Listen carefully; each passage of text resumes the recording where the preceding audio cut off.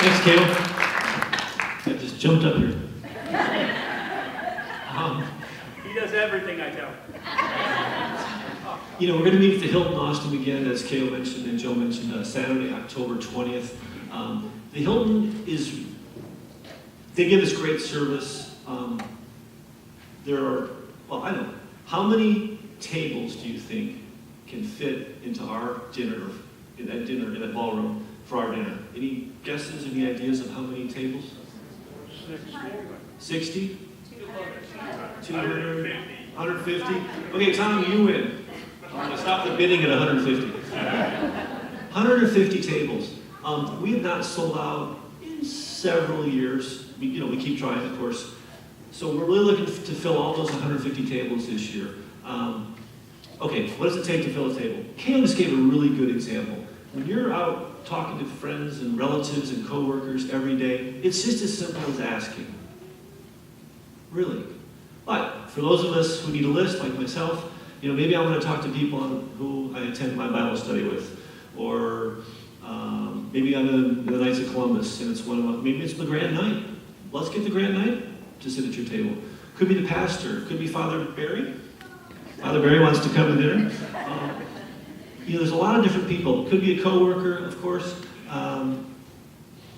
The nurse was a great example, Caleb, because medical professionals, boy, we want pro-life medical professionals.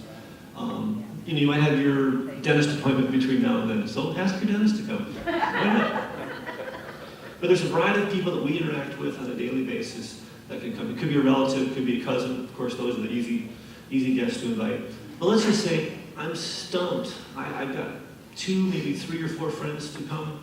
Find a friend who likes to recruit people. Then you can share your table. So, Caleb and Cam seem to know a lot of people. Call them. No. But seriously, sharing is caring. You can share your table with someone.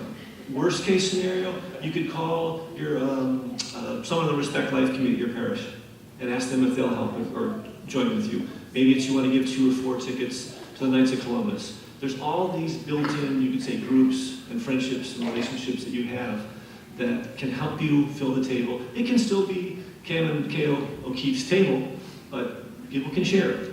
So that's my pitch for sharing. Again, 150 tables.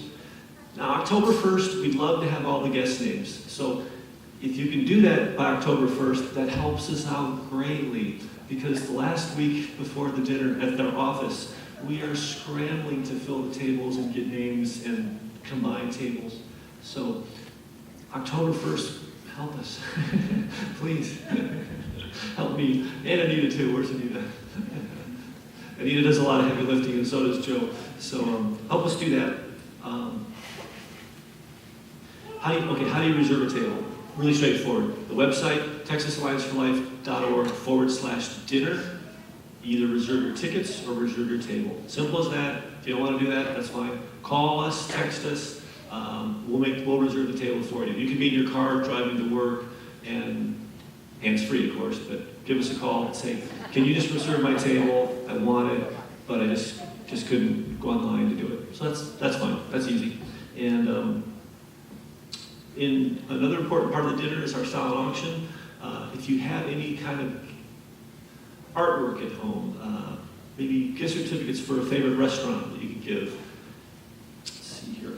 Timeshare vacations. We can be choosy, we can be picky. Timeshare vacations are really popular.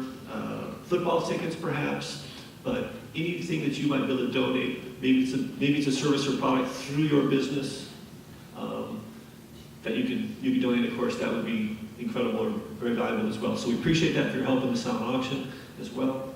And I think I'll just keep it at that.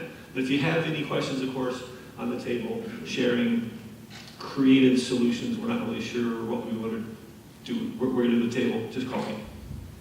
Oh, and I'll actually, our top walker who wasn't here today, Vivian, I talked to her a couple years ago about how she could get her table. She's not a leadership circle member, but she's very supportive.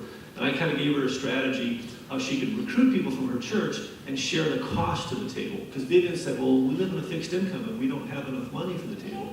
Well, I walked her through a couple of steps for ideas and said, here's how to get money from your friends to pitch in for the table, and it's worked, and she's doing the dinner every year since then. So there's some creative ways. Anyway, come to the dinner, support us. Thank you.